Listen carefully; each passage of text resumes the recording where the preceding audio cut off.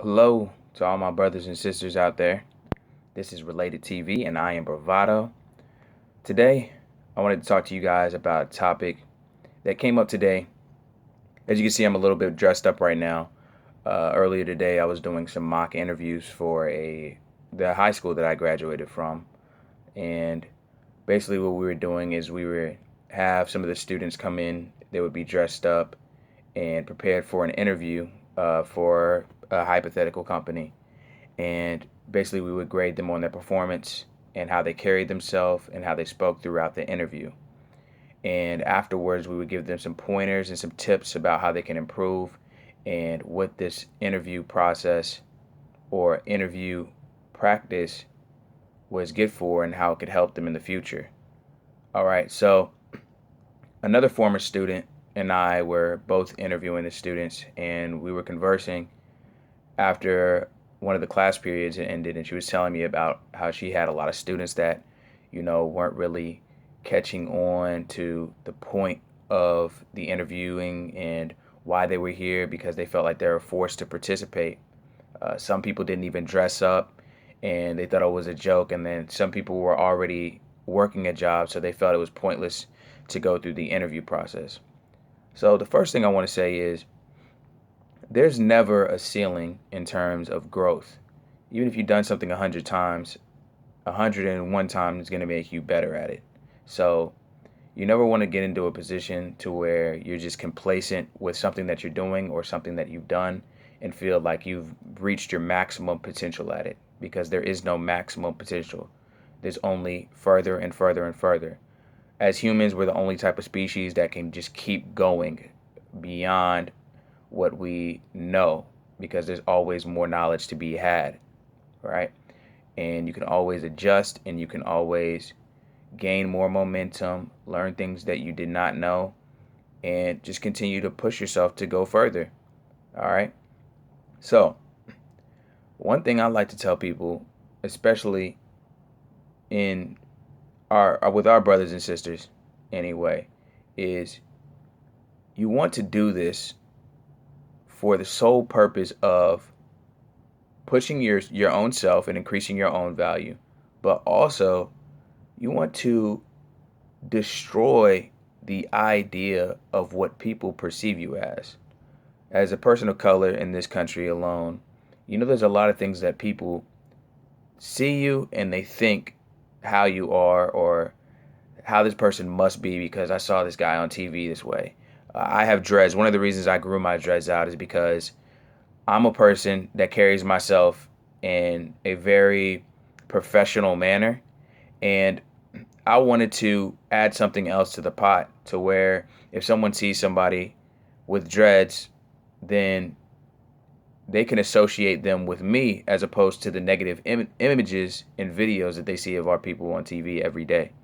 So you always want to be considerate of how you're carrying yourself. Of course, you're an individual and your individuality should be respected, and people shouldn't assume certain things about you just because you are an individual and then associate you with an entire group. But realistically, that's not going to be the case. All right, that's not the way it should be, but I'm pretty realistic, so I know that that's not the way things are. So you can either say you're an individual and think, okay, well, in my mind, I'm an individual, and think that it has no effect on you, or the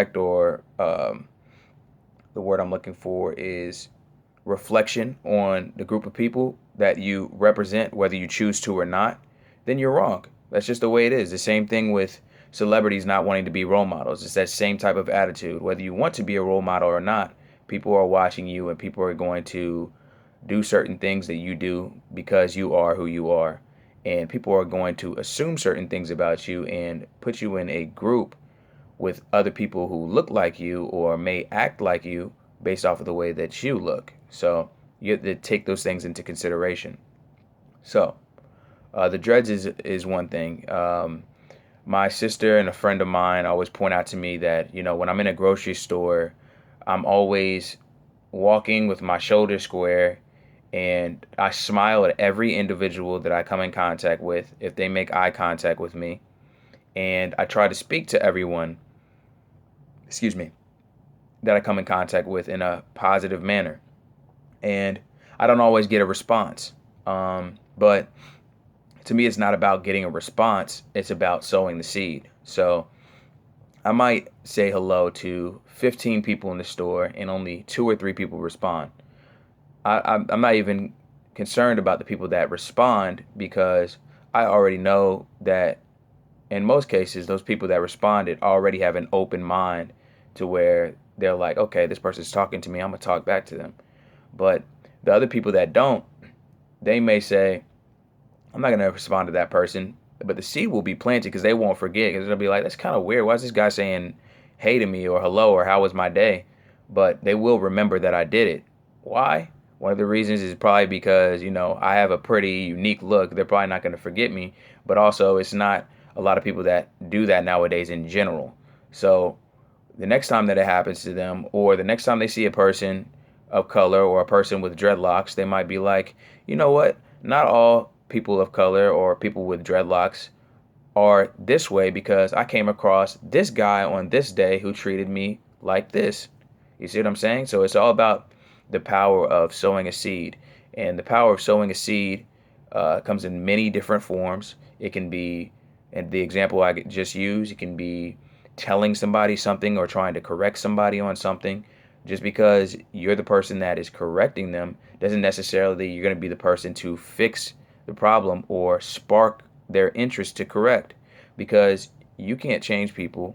You can only try to help people or guide people in a certain direction, but everyone has their own spirit and own mind, and they're ultimately going to make their own decision about what it is that they want to do in their life. All right, so you can try all you want. You can try forcing somebody into being something that they're not, but it's usually not going to work out. You see that all the times with relationships when you're trying to mold the other person in the relationship into who you want them to be instead of looking for somebody that's already on that path and already trying to better themselves and already trying to keep going and keep applying that formula of not getting to a state of complacency in their mind. And then you'll be in a better situation because you'll be doing way less of the work and you'll be getting way more of the results because you're not working for no reason. And that's what a lot of people do, is they work for no reason when they're trying to force somebody to do something, or they're trying to force a certain person to be a certain way that they are just not, because everybody has to make up their own mind about how they want to be. They have to make their own decisions. All right. So on that note, I'll say shalom. Like, comment, subscribe. Once again, peace and love to all my brothers and sisters. All praises to the Most High. And I'll catch up with y'all next time. Peace.